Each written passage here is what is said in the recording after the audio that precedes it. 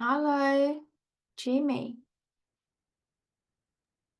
Hi Lola, Hi. I'm sorry, not too sure who you are. James, Jimmy, James. Oh, hello, James. I'm Jim, sorry. Jimmy's my real name. Well, yeah, my James is on my birth certificate, but I'm called Jimmy as well. I don't know why my camera's not working for some reason. That's fine. I'm trying to work out I don't know if I'm sharing the right screen or not. I can see the slides. I don't Can know if, you? yeah, Like, the whole screen were. yeah, but some of it seems to be missing at the bottom. Okay, I'm just going to try again. Hmm.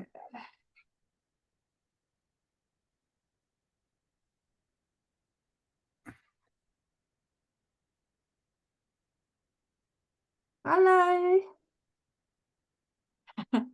Hi Graham. Good evening. Evening, Jimmy. Evening, Leela. How are you both? Yeah, Oh, sorry. You go first. I'm just no, sorry. Yeah, trying to I'm good, thanks, Graham. Just 1 second. I'm just trying to share the Been screen. ages, James. Yeah. Yeah, I've just been so busy. Yeah, cool. Well, it's kind of a blessing and a curse, isn't it? The busyness.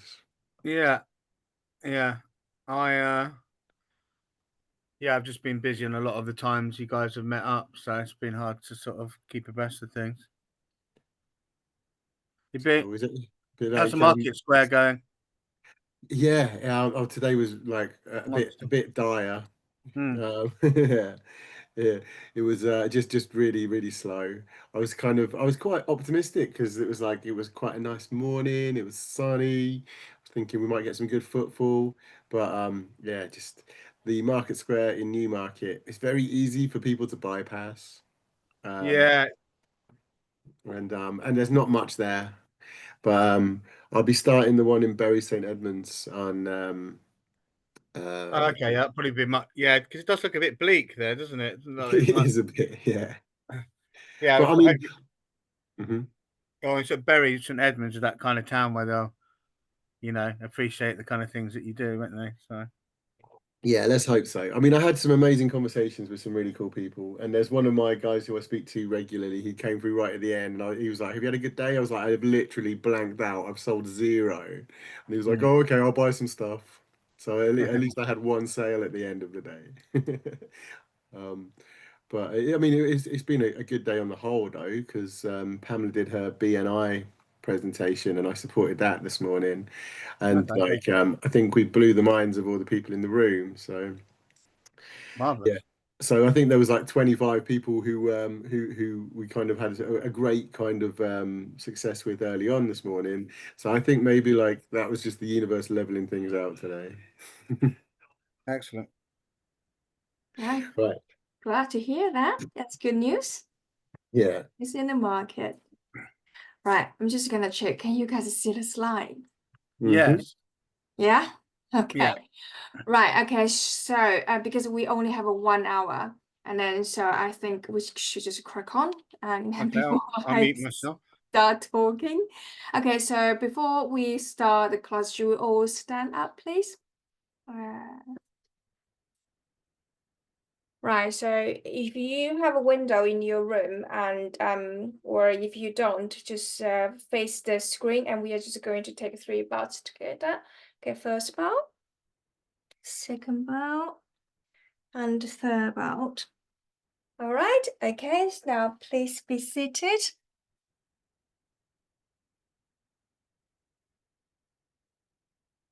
Right, the reason we do that for all the formal classes is because the opportunity we have all together, either for the lecturer or for the learners all together, is to express our gratitude, sincerity to have this opportunity to be able to learn such teachings that has been passed on to us thousands of years ago. And then especially for Dao Society, those materials been proofread and have been especially edited by all the deities, the holy deities and our holy teachers, of course, and all the masters. And they do this just for one purpose and one purpose only, so that we can have a more smooth transition in terms of learning about what Dao is and what we can do for ourselves and our families and our family members. So this will be the first topic of our the first year of Dao learning. So the topic today will be knowing our life, our destiny, our virtues, and our purpose. So before I start, I would like to thank the virtue of Heavenly Metta and holy teachers and all the Buddhas and Bodhisattvas for giving us this opportunity tonight to be able to learn together for the next 1 hour. And as always, if we have some time in the end of the class, we can have a little discussion. And during the class, so this will be slightly different than usually the one we hold monthly. We will stop and then we continue our discussion. But for the formal classes, we will straight to the end. And if you have any questions, you're very welcome to write them down. And in the end, we will discuss the questions that you have during all the sharing.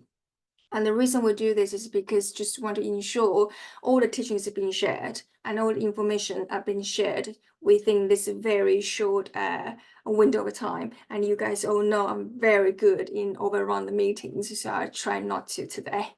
Okay, right, so today is our topic, and then I'm very, very happy. I can't really express how happy I am. I'm very sorry to you guys that I feel like this should have happened like a long time ago, but because multiple reasons and because we all have our very busy life, but I think it's my fault. I should have get this one in the diary way before today, because I think you guys are the most chosen ones, the most been elected one. It's very, very special. And the reason I feel really bad for you guys is because there are not many people. Of course, we all want to have a better life, or we all care about how we can do to improve the quality of our life, but not many people, they really put into actions. But you guys are the very, very few that really put your time, invest your time and actions into want to expect the real changes in life. So it's my bad. So, but I think now we're starting. So it's better slow than stand still. So we are making progress. Okay. So before we start, I would like to introduce the class, because this is the first class. And this is the message from our holy teacher. And it's basically about what is Dao cultivators in this white yang era. I know white yang sounds very unfamiliar. White means white, my shirt white. Yang, that is the yin and yang, the young one. So what is the white yang era? White yang era, to be to put it in a very brief term, that means now. So the Tao is now in the West, and the West in the 5 elements is the metal, and metal in the 5 colors is the white. That is the white yang era. And why sometimes people ask me why we use yang, why we don't use yin, like yin and yang. Why is yang, why not yin? Because yang means the origin, the void, the bright. So the reason we cultivate, we want to get better, we want to improve, we don't want to decline or decrease our quality of our well-being. So that's why we use not we, holy teacher and the Dao Society, we have this white yang era. And before us, the one before us is the red yang. We will get to that later. But and the one before the red one is the green yang. They all has element in it, and each element in different direction, they represent different color. Therefore, in this time is the white. So this is the message from our Hmong teacher. We use words and language to comprehend Dao, to affirm and to realize it within our mind, and then to awaken our inherent wisdom by having Dao in everything we do in our actions, or everything we think in here, even though we didn't act it out, but we know this is something in our mind. This activities is ongoing there. And to transform, excuse me, this wisdom and experience into our own words and own language, so that the great message of Tao can be discovered to many. And the reason we, Hmong teacher said, in our own words or in our own language, is because we come from very different culture. We come from very different family, and we receive very different education. And therefore, we meet very different people. And once we have this realization about what Tao is and what is Tao in me, we then will be able to put this feeling, this experience into words. And though our words will be able to reach to the people who can understand us, those groups are very specific. Some people can understand you guys a lot more better than they try very hard to understand me, and vice versa. And the reason for that is because those people who can understand us better is because we are connected deeply and very closely, but we can't really see that invisible connection.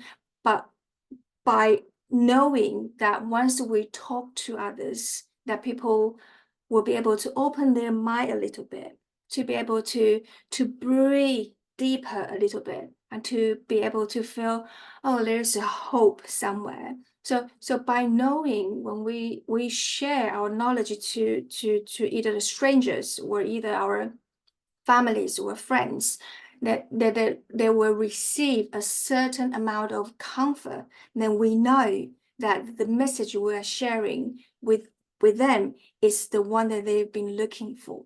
And that's why our Holy Teacher said, realizing it and then put this very invisible Tao into everything we do. That includes how we react or interact with the whole world. And that includes how we choose to behave when we are being put in a very disadvantaged position. Sometimes we've been very, very nice to others, but for multiple reasons, maybe some of the reasons, the seed or the cause were occurred in our previous lives. Therefore, even though in this life we have been very nice, we have been very polite, we have been very sincere, we are hard to have, we wear our heart in our sleeves, but still we are sometimes are the ones being betrayed or the one being hurt. They are all reasons, and there's one of the ways to manifest the message of Tao that is in us is that even though we are in this very disadvantaged position or places, we are still be able to be resilient. We are still be able to make sure that the rest of the groups is okay.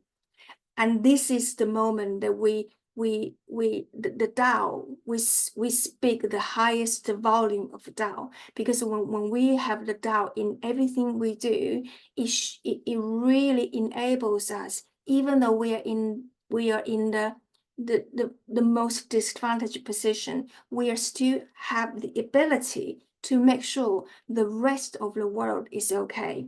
And this isn't easy, and this isn't common either. And without this foundation, without this Tao rooted as our foundation, we won't be able to do it. And that's why Hmong teacher encouraged us experiencing it and feel it and realizing it, and then use it in our everyday life. Then people will start to see the difference, because otherwise we can always say quite a lot wisdoms we're sharing, but if our actions do not match to our teaching, it will always be not as effective as it can be. So that's why in here our Holy Teacher said, and when we can do this, then this is the precise responsibility that any Dao cultivator or any Wai Yang cultivator can do, and it is our responsibility to ensure that so many people out there, they have this ability within as well. So instead of looking or traveling thousands of miles to find the you somewhere, actually the you is inside us. But it is very normal why the rest of the majority of the world are behaving in this way. And the reason for that is because sometimes we have to put ourselves in a place to really directly, to really understand and to look into the distress of the mind, our mind, and find out what has been created. Like now, when you guys are listening to me, when you hear me, what has been created, and who is the self that is suffering and experiencing. So at this moment, while I'm talking and you are listening and paying attention, knowing what is the thing that within us that is functioning. When I say functioning, that's able to hear, able to even though you're not talking to me, but I know you will have some comment within silently, because without this understanding, we can't develop the clarity and the ability to help others, because this self is the same. I mean, the reason I say that is because for anyone who is like expert in like untied a knot, but if this person cannot see the knot in front of him, regardless of how expert that he is at untying the knot, he won't be able to see it. And the reason there is a black, that is something that's blocking, that is because we are not looking within. We have some problems. We have some we encountering some trouble, but we are not looking within to try to find a way to manage the difficult time. Instead, most people, when we encounter difficulties, we look outside.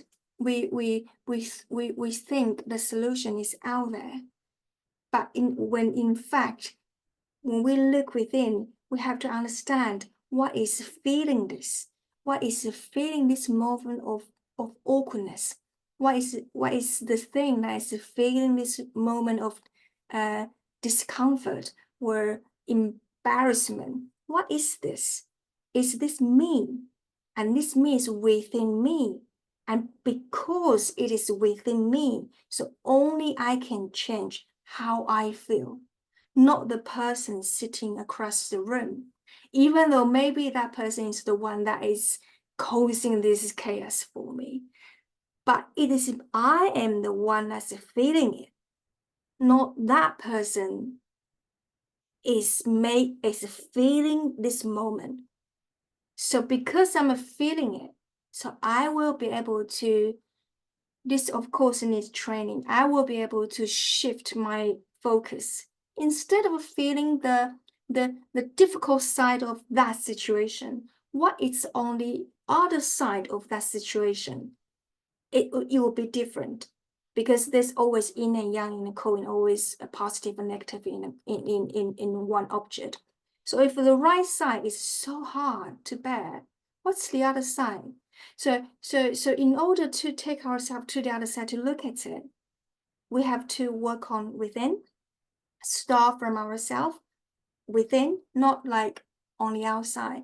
And here is the question I would like to for you to take home to have a think, and then we can just let me know how if you know what might be the possible answers.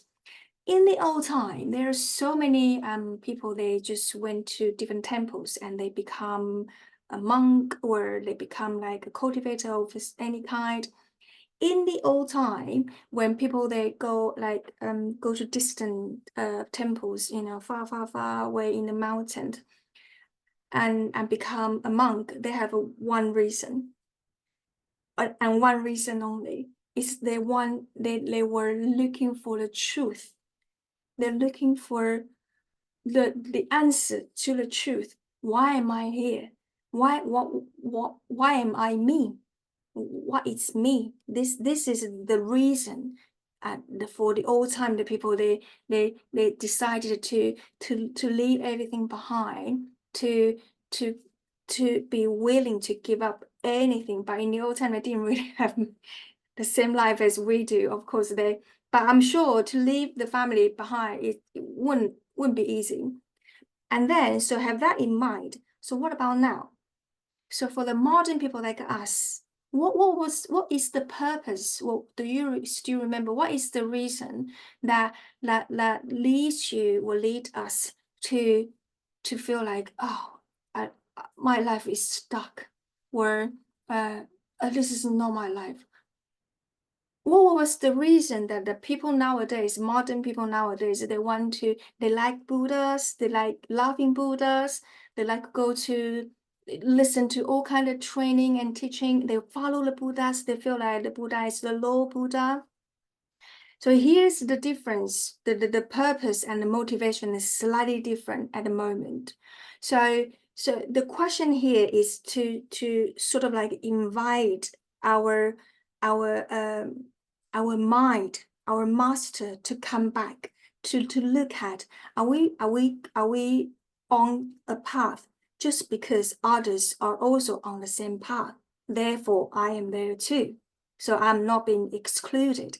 Or if we are on the path to because we are searching for something, I don't know what that is yet, but I feel like I need to know a bit more than what I do at the moment. So this is the question. So people in the old time, they had one request. That's they wanted to know what is all this. And people nowadays, they follow Buddhas, they follow different teachings, they different religions as well, and they have different purpose.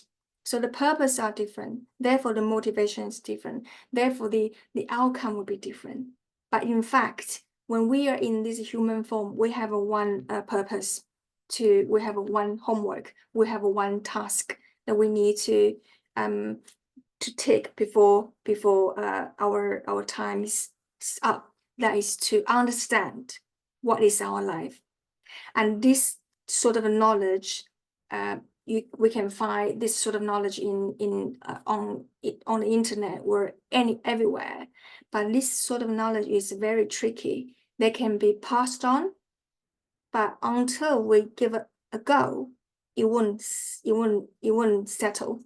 It will just come and go. It's just like when we hear a very exceptional or very wise a piece of wisdom, and the moment we hear it, we feel, oh, that is so awakening. And this awakening only lasts for, I don't know, 3 days. And after 3 days, if we don't give it a go, and then 3 days later, it will be gone. So this sort of a life message, or messages to life, is slightly different than the knowledge from a book. The book can pass on, and that's it, and the more people will know. But when it comes to the message to life, we have to really put ourselves into it, because we are not robot, we are not books. We can feel, and once we start practicing, those changes will start to unfold what is behind the screen, and then we didn't see before today, before that piece of information arrived. So the reason I mentioned about, we have to try to understand why the people in the old time, they go to temples or become a monk for one reason, and why people nowadays, they have so many different reasons, and because so many different reasons, we have so many divisions. So I created this. So I put some of the sayings there, returning to origin. What you do not wish upon yourself, extend not to others. All that we are is a result of what we have thought. The mind is everything. What we think, we become. And no one saves us but ourselves. No one can and no one may. We ourselves must walk the path. And our very nature is Buddha. And apart from this nature, there is no other Buddha. And if the hell is not empty, I shall not attain Buddhahood. If all sentient beings are saved, then I will become a Buddha. So I put those saying there. Would you, how many of the saying would you be able to identify? That's from someone. That's from someone. How many of the six sentences would you be able to identify? All of them? maybe There's a couple of them that are familiar, but I couldn't put like names to any of them. I do remember the last one quite specifically from one of your teachings, but I can't remember the name of the Bodhisattva who said it. Yeah, that's fine. The reason I put it all the most famous quotes that I can find from the internet, and I just put their name on. The reason I put it in this way is because all the Buddhas, all the sentient beings, all the deities, all the Bodhisattvas, all the teachers, masters, all the Dao successors, they maybe we didn't know their name, but these are their teachings. Their teachings has only one aim, and they are very similar. If I don't show you who say that, they basically serving the same. That is for your own good, for our own good. It didn't require us to praise their achievement. It didn't ask us to say to them, oh, well done, you. No, these are the teachings that left from different Buddhas and Bodhisattvas. And their teachings are for everybody, because everything in here. So now you get to see who say that. Yeah, so the first one is Lao Tzu. The second one on the left. So the first one is Lao Tzu, the second one is Confucius, and then it's the Buddha, and then one on the right. That's a bit long time ago. That's why they didn't really have even a statue, or no, they're just painting. But they're very, very famous. So the top one on the right is Bodhidharma. He is the successor of the teaching, the first successor of the Tao teaching from the Buddha. He was the first one. And he is also very famous to be regarded as the master, the founder of the Zen teaching. But he himself, he didn't teach anything about Zen, but we name it as Zen. So that's another field of study that we can go to later, but not today. But he's very, very famous. One of his most famous thing was that he once meditated in a cave in a mountain for 9 years, waiting for his successor to appear. 9 years without moving, and that's why he was so famous. And because of that, he helped the temple, which is now very famous. Is where the martial art came from. Is it from there? Okay, we'll get there. All right, and the next one is the patriarch of Huainan. That's the sixth patriarch of Dao successor. He's very famous, and he's the one I always use example. He was an illiterate. He had never gone to school because he's so poor, and he was born in a family that was like his dad was the sort of like not farmer, but living in the mountain and chopping the wood to make money. That sort of business. So it's very, very difficult. And then so when he had the teaching, when he received the teaching from the fifth patriarch, people question about why this man wasn't educated at all, but how come he knew so much? We will share their teaching later, but his vow before he descended to our human world was to find the way to demonstrate the wisdom within everybody is the same, and that's why he chose to be born into a family that is so constrained, that he didn't have a lot in his mind in his life, but somehow the first time when he heard the sutra, the Diamond Sutra, he was enlightened straight away, and he asked the man who was chanting the Diamond Sutra about what is the sutra, what is the thing that you were chanting.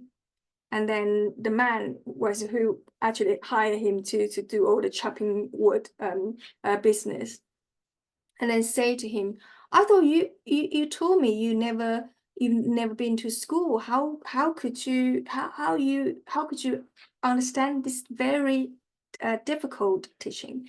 And then he said to the man, I don't know. When you say that, they stay with me straight away. Anyway, so he was introduced to meet with the fifth patriarch back then. So the fifth patriarch didn't give him a very good time. It was given a very hard time when they met. So when they met, so this is the fifth patriarch, and he was just him, nobody. But later he became the sixth. So when they met, the fifth patriarch asked, "What do you want?" That's the question. What do you want? And then he then said, "I want nothing, only to know how to return to my own Buddhahood." And then the fifth patriarch was like, this is intriguing, because you don't look like you are a cultivator. He then asked him, "Where are you from?" And he said, I'm from the south.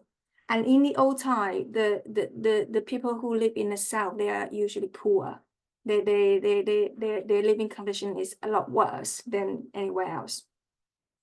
So the fifth patriarch then said to him, "You are from the south, so you are an illiterate. An illiterate wanted to become a Buddha.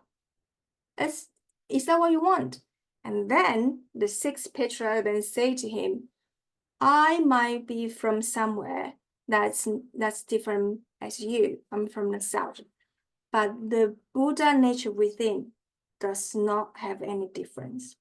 So he said that to the fifth patriarch, and then the fifth patriarch realized, this is the one that I have to pass on the Dao teaching, the teaching of the Dao.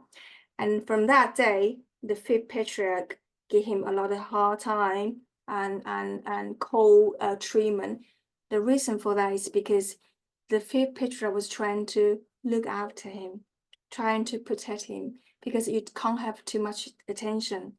Once you have too much attention, you can't really do your thing, because you have all the criticism, and people will try to near you to distract you into doing something else. Then you don't have time to do what you need to do.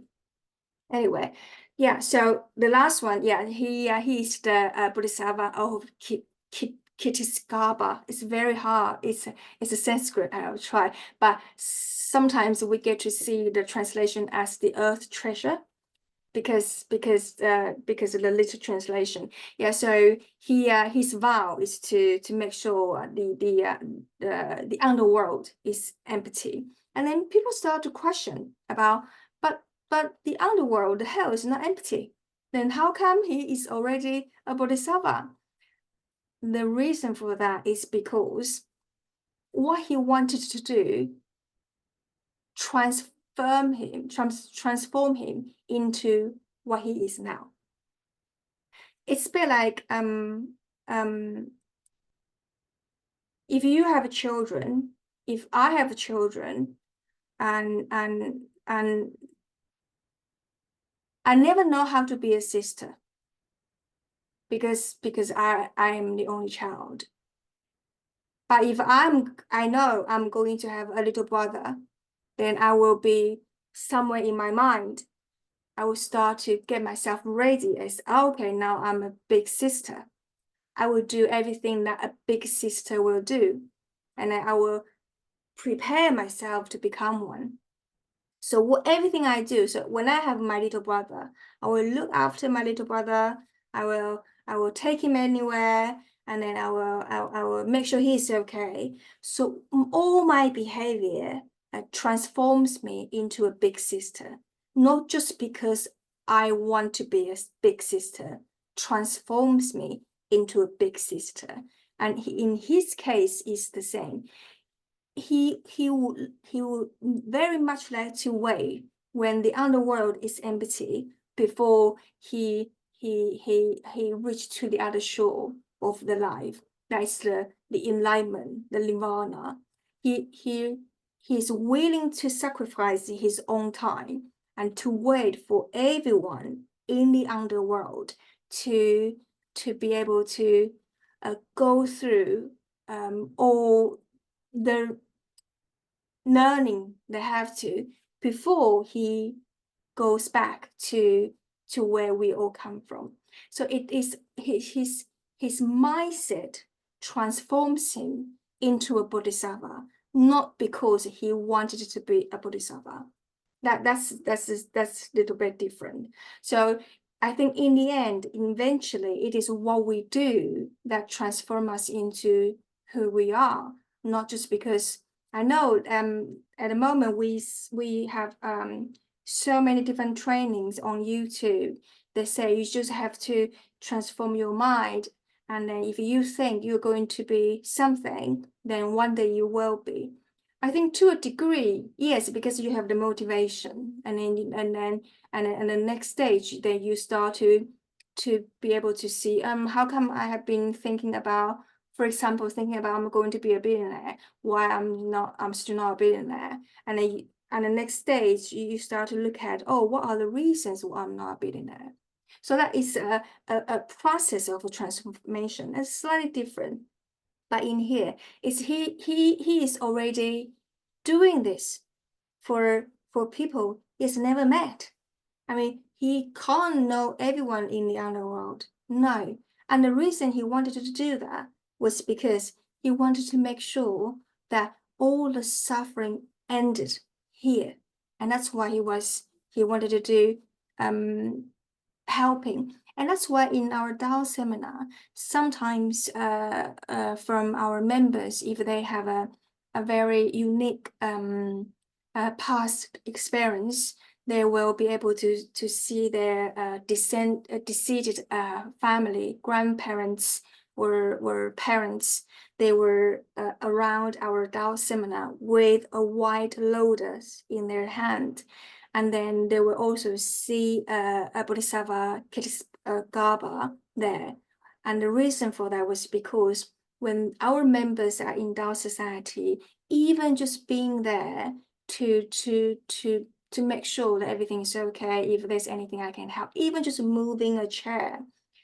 When a Dao members is doing that in any Dao Society, not just in the UK, their deceased relatives, parents will be able to come to the Dao seminar to listen to the teaching.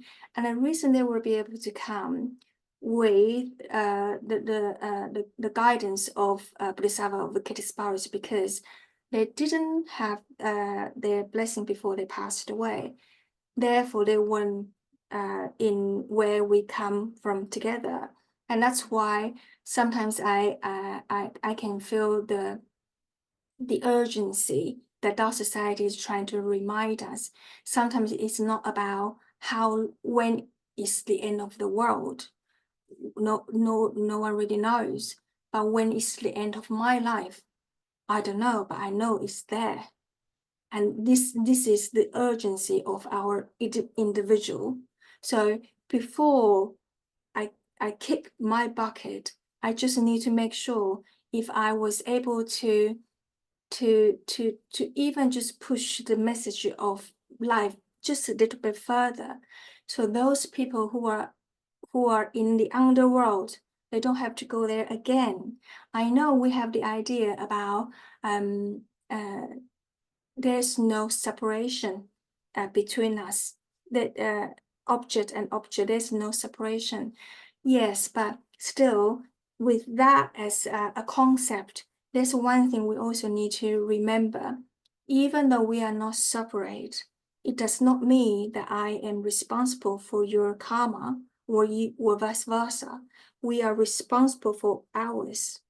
And no one will be able to show, I mean, if you have children, even though you love them dearly, but there's no way that we will be able to pay up for them or to repay the past karma for them. No, that's why the Bodhidharma said, no one can save ourselves, and no one may, not even the Buddha. We have to walk on the path ourselves. And this is why. So we understand the urgency, why we are have all the training from Dao Society, and just to make sure it's very important to remember where to go. Because by knowing where to go, we will never get lost again, lost in this world that is so different, that is got so much entertainment in it, and it's so much fun that we don't want to go. And because we don't want to go, we stay here forever, stay in this physical form forever. There's a saying in different teachings, and one of them I really like, which is this one. It says that if we don't like the result that we produce, then we have to change ourselves, because those are our results. And if we need to change ourselves, then we need to find out something about us. And most people out there don't even know who they are. For example, I said, when I introduce myself, I said, I'm Leela. Sometimes I say I'm Leela Henderson, but I'm not. That is just my name. I mean, Leela and Henderson, they're two words. So if tomorrow I'm going to change my name to Claudia Winkleman, and then I become Claudia Winkleman, and the next day I'm going to become someone else. That's just names. They are just words. That's not who I am. I mean, Leela Henderson, my names, my parents gave them to me, or they named me with that. So it's not me.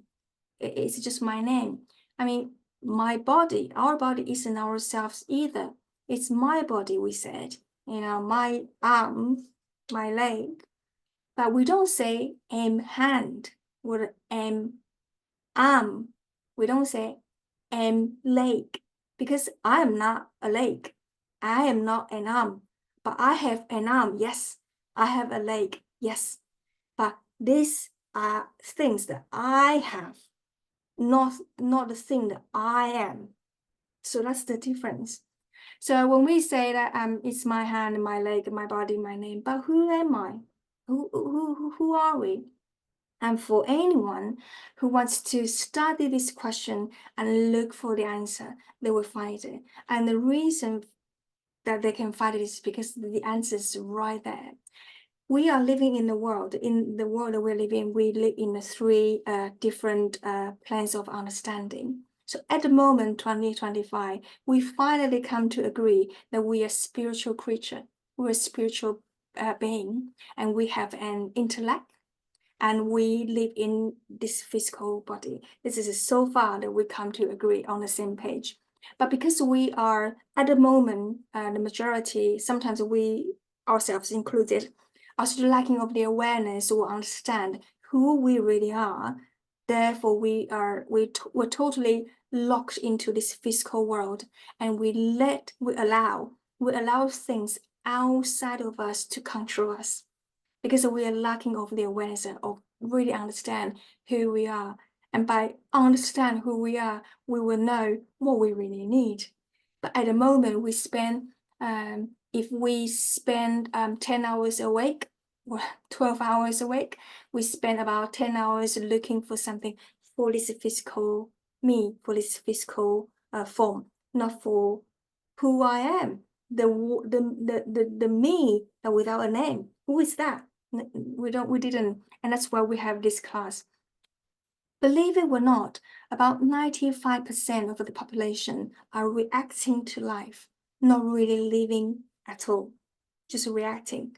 And the reason for that is because we have a tendency to behave or to act like everybody around us. And that's why about 95% of people, they live their entire life, but they never live the way they want to live. That's the difference. So that's a lot of people. That's the whole life, living in a way that we've been, I don't know, programmed or brainwashed into.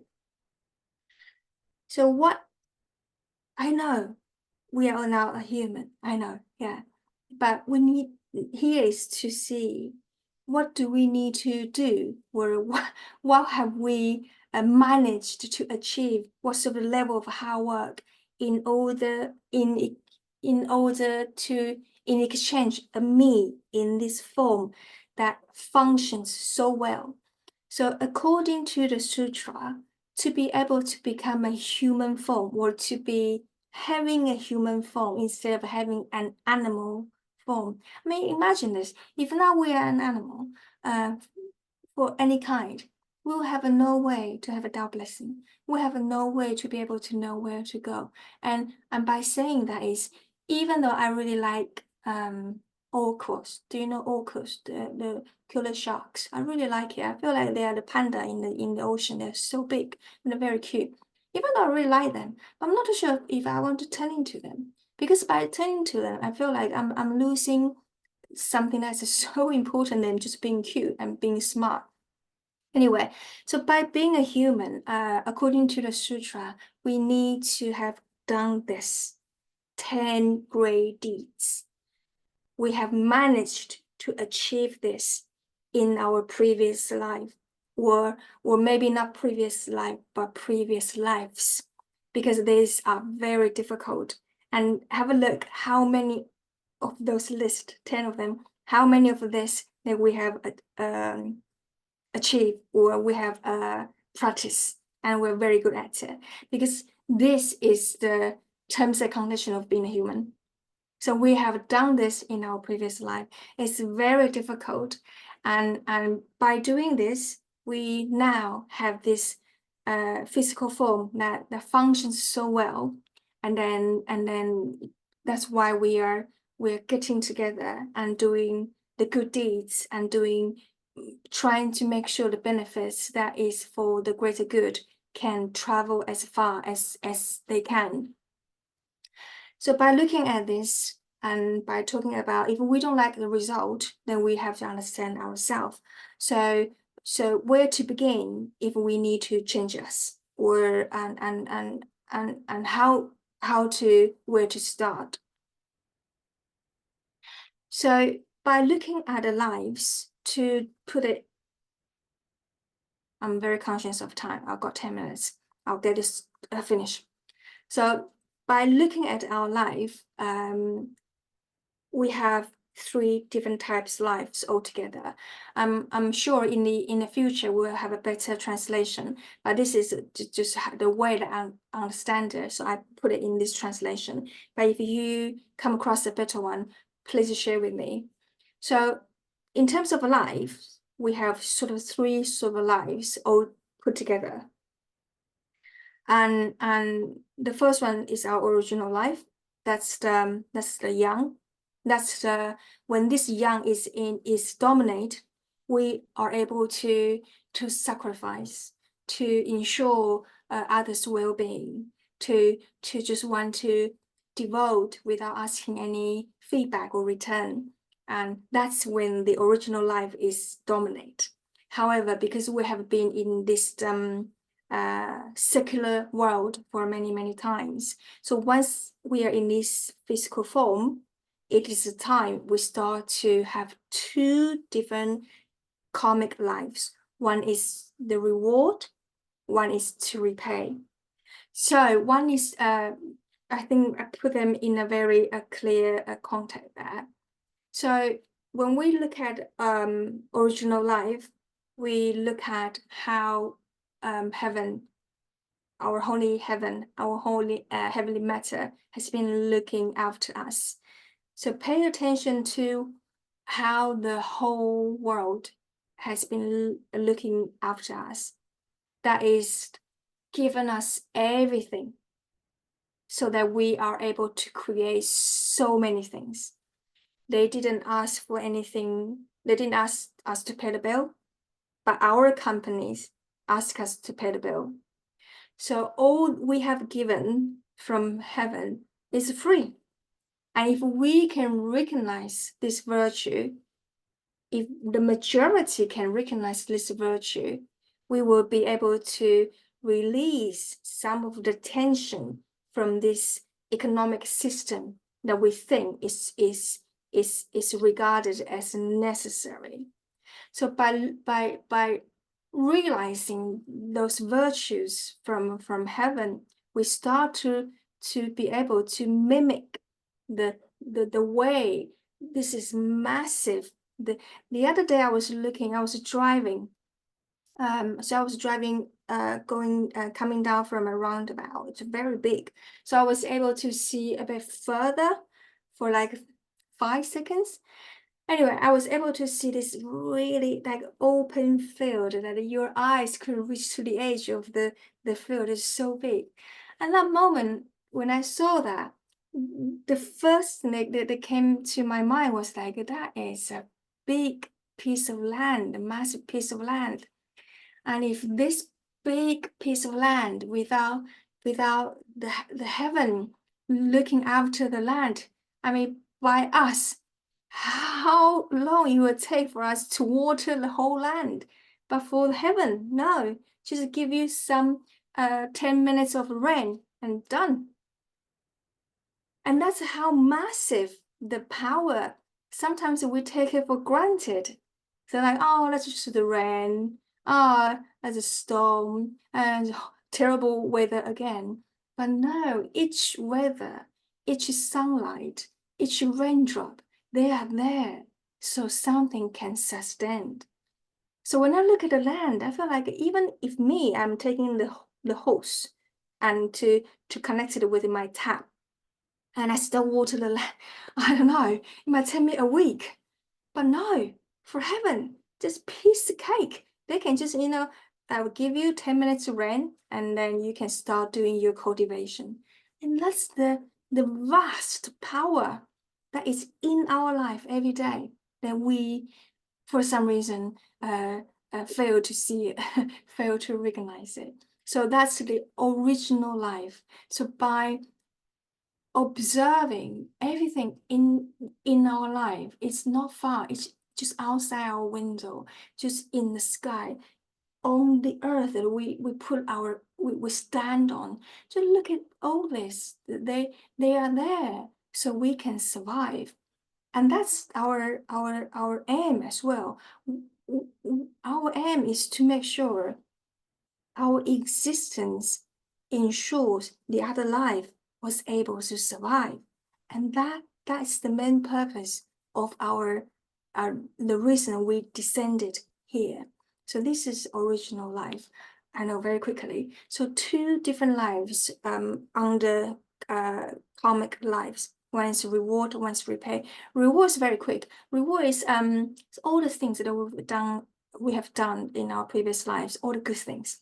So if we've been helping others, we have been giving away food, we have been giving away money when we could in our previous lives.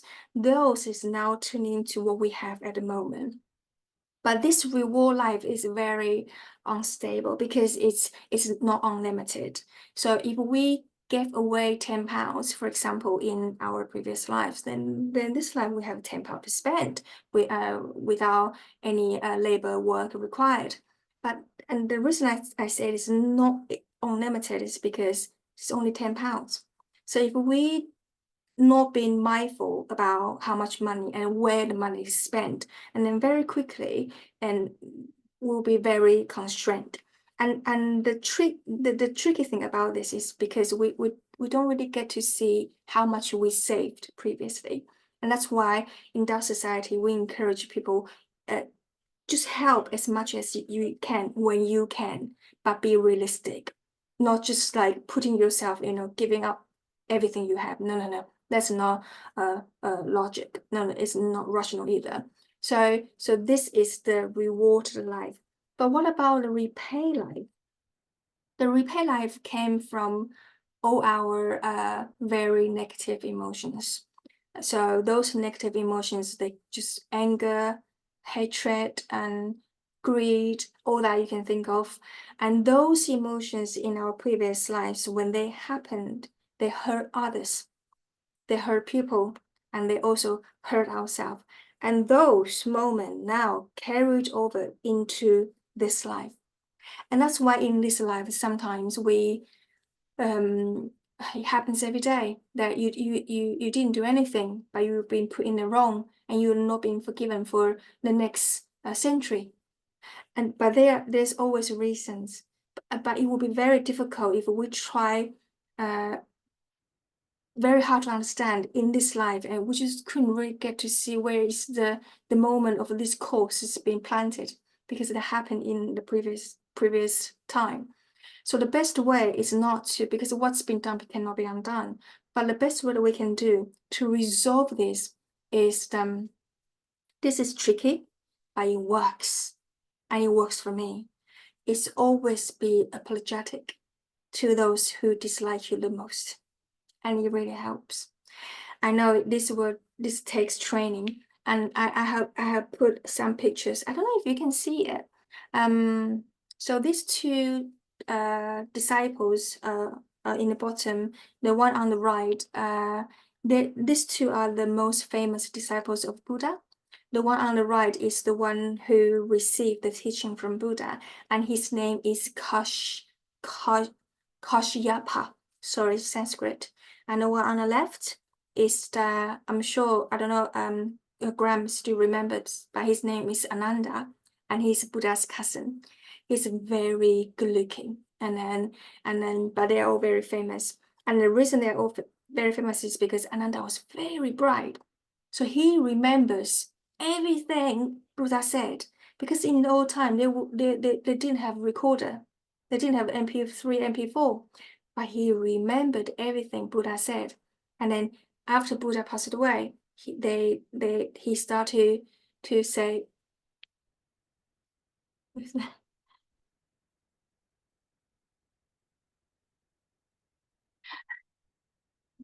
thanks, Jimmy. Okay, and then so because of him, so now we have all the sutras that we can read and study. And the reason I put these two in here is because I would like to share a story before we finish the class today. I couldn't find this in English, so I found some pictures in here. I don't know if you can see it. It's basically a monk, and there are some watermelons, and there's a monk, and there's a cat, and next to cats, the watermelons. It's a bit small, I know, I'm sorry. But anyway, it was mentioned in the sutra. And the reason why this this experience was mentioned in the sutra was to let us know the fact of cause and effect. There's a seed being planted, therefore today that is the result. So in the old time, there are two monks, which is that little picture with a cat in it. So these two monks, they were from the same temple, and they always, went out to see food and water and then come back together. And one day, when they were on the way back to the temple, they saw a cat passed away on the road. And one of the monks was, because the cat's been passed away for some time, so it would start to stink. One of the monks was covering his nose, the one on the left, covering his nose, and felt, oh, that stinks. And then he just left. And the other one was doing the chanting. and then he was chanting. There's a sutra dedicated to deceased beings. So when there's someone passed away, sometimes I would do this. And when one of my dogs passed away, I did this as well. And then so the other monk was doing this for the cat, and then he then left. So these two monks then turned into these two. That's Ananda and Kashyapa. So one day they were with Buddha. They were in the village, and then after a few hours of walking, the Buddha asked Ananda to see if we can get some watermelon from the farmers. And then when Ananda went there, you see the first picture being rejected by the woman, the lady. And the reason I shared so many different pictures is because this is a very famous story, but unfortunately I couldn't find this story in English. Just to show you there's so many versions of it by trying to tell the story. You see, you've been rejected, and the third picture, that woman, old lady, was having a broom in her hand, trying to push him away. And then so Ananda didn't get anything, not even water, let alone watermelon. So then Buddha asked Kashyapa to do the same. And then when Kashyapa arrived, that woman became so different, like a kitten. I was asking, oh, what do you need? And then we got some food. Would you like food and everything? So Kashyapa ended up with a bucket of food. So he went back to the crowd, to the group, and then Buddha then started sharing this story. The reason why you had a different response from the same farmer, even though Ananda, you are the most famous one, you are the most you are the brightest one, and people all like you. But when it comes to cause and effect, when it comes to previous cause and the current effect, what you look, how smart you are, and even you are a royal because he's the cousin of the Buddha, it wouldn't matter, because the cause and effect, the power of cause and effect will respond to what we have done to them back then. So the Buddha said to them, Ananda, you are the one, and when you saw the cat, you are the one that's covering the nose, saying, oh, that stinks. And Kashyapa, you were the one that when you saw the cat, you did the chanting. And that woman who was a cat, because of you, because you're chanting for an hour. So in this life, she then became a woman, a human, but in a less comfortable life. And the reason I share this is because I know there are so many people, they adore, admire the Buddhist teaching, but it's a taboo still in the Western culture that we ignore this part of teaching. But however, this is a pity, because this is the spirit of all the Buddhist teaching, and because this is where we can turn the table, we can change from the root.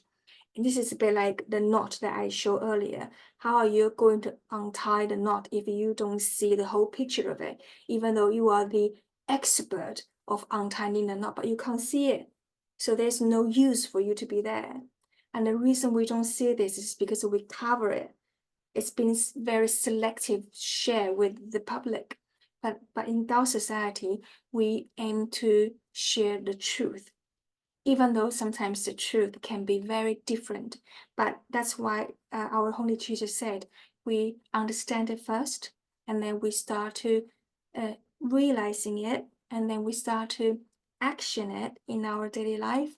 Then we use our words, our way of communication, and use our way to deliver this to people. And then slowly, those people that have been tied very deeply with the root of suffering will be able to start to open their mind a little bit to see, this is where I need to work on, so they don't waste their life again. Because of course we can all come back, but if you ask them, would you like to come back in the same life, same suffering, same people, I'm sure they will say no, because they will always say to you, oh, I would like a better one. Even though I have to marry to the same wife, I would like a slightly nice temper one, something like that. So, so this is something that we can start share, but you use our way to share something that is so different, new, or sometimes alien. Okay, all right, that's the sharing today. I know I will run 5 minutes, sorry. But yeah, okay. Any questions before we stand up to say thank you to all the Buddhas and Bodhisattvas? Lila, the thing I put in the chat is from the Bible. It was related to what you were saying about being kind to those that you disagreed with the most or something. So it's a saying, love me when I least deserve it, because that's when I need it the most. So sometimes those that least deserve people's compassion, well, sometimes that's when they need the compassion the most, isn't it? And so it just reminded me of that saying when you mentioned that. That's why I put it in the chat. Thanks, James. Don't you think it's funny, even though it's from the Bible, or even though this one is from the Sutra, or even though that one is from Dao Society, even the souls are different, but the message itself is the same. Yeah. It sometimes it just strike me like, I know we sometimes say, oh, this is a Buddhist teaching, this is Taoist teaching, and it's Confucius teaching. But I feel like we are sort of like in a transforming into a slightly different place in the whole human history, that we are able to see through those names and just be able to offer or to present the beautiful message without putting the division into it. Because yes, when I'm reading your message now, and when I'm reading it, it reminds me straight away of what Buddha said before. He said, be kind to the unkind because they need it the most. Isn't that very, very similar? Yeah. So one of these universal truths. Huh? Yeah, so I don't think we of course we've been caught in this religion, who is better, who is the one who is real, for so long, for so many generations. So and now it will take some time to really get us into the next chapter, that we can be on the same page and to be calmly, peacefully, and reading those very useful message. And just like what you say, is universal. You don't need to be a Christian to be able to understand that, or you don't need to be a Buddhist to understand what I just shared. So, and I think that's the beginning of the oneness, because when everybody come back to where there's nothing, and in fact there is everything. Because when there's nothing in there, that means there's a space we can put everything in it. So it looks empty, but actually it is the richest place. So I think this might take some work, but I'm very, very happy that I start to feel and to witness people. They start to see, oh, there's another teaching from a different religion that's saying the same thing, and I think it's also very useful. I think this is the message we have to try to share and to more people, because that's one of the ways to lower down the fences or the borders between each other. Thank you for sharing. Yeah. Cheers. Beautiful. Thank you. Okay. Any questions from Graham or from I saw Pamela, but I didn't get to see. Yeah, Pamela came on. She there's another call happening at the same time, so she had to jump onto that one. Yeah. But yeah, right at the start, you asked the question, Leela, why do people decide to search for the truth, or something along those lines? That might not be what you said word for word, but yeah, you asked that question, like, what is the thing that makes people decide that they want to search for the truth? And back in the olden days, trek miles and miles and miles and find, temples, and nowadays probably type things into Google. But Yeah. I don't. I mean, I mean, I think like that was the answer was the whole teaching, but yeah. Was there an answer to that question? Why do people decide to search for the truth? Is it because it's their karma, or is it something else? Well, that question is actually a reversed question, but yes, people in the old time, they searched for the truth. They wanted to understand who they were, and so many people, they tried to do the same thing, but not many people were able to either to study the truth or to meet the master at the time, because we mentioned throughout the whole human history there were only 64 successors of the Dao teaching, the true teaching, from the first to the 64, and we are only less than 200 years apart from the last one, which our Shizun and Shimu only less than 100 years. So we're very, very close to the last successor of the true teaching. And the reason why there are so many people, they search for it, but they didn't really get to study it, is because they weren't in a time when the teaching was available. It has been passed on, but not in the old time. Only the emperors, they were entitled for the teaching, and then after them, they were only scholars, philosophers. They were entitled to have the teachings, which is the Lao Tzu, Confucius, Buddhas at that time. And then now, 1,000 years later, us. And the reason for that was because in the old time, only the kings, the emperors, they were able to make decision for the whole nation. And then in when it is excuse me, when it's in Lao Tzu's time, Confucius' time, those emperors, they came to ask for advice from all the scholars.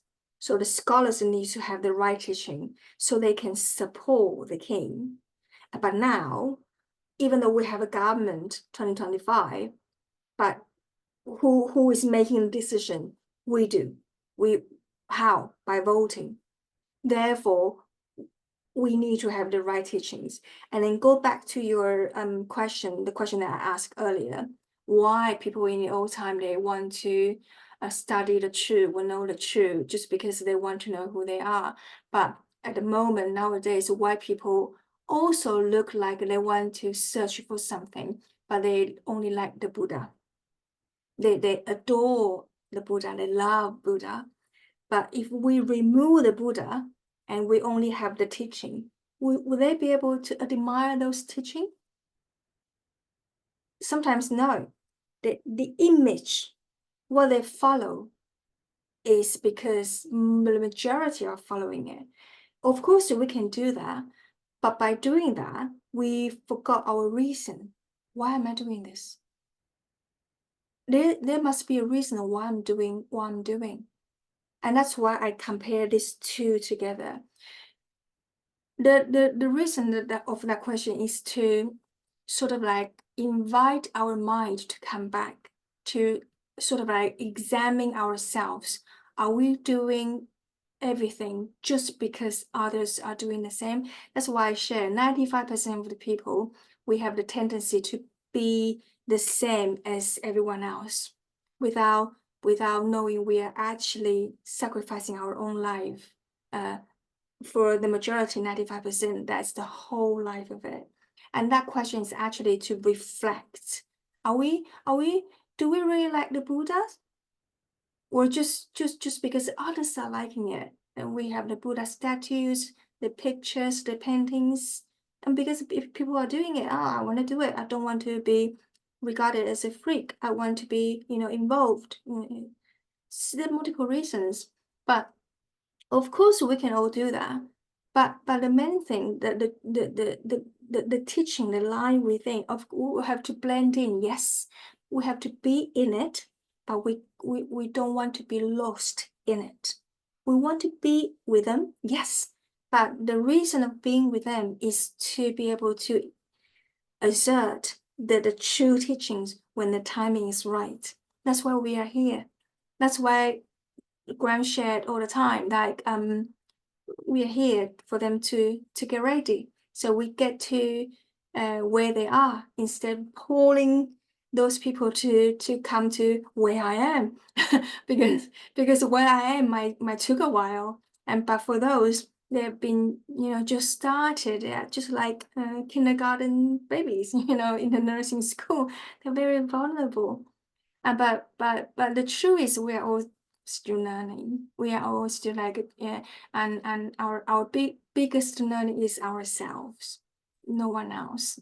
And then if we can get this right, we will be able to help the rest.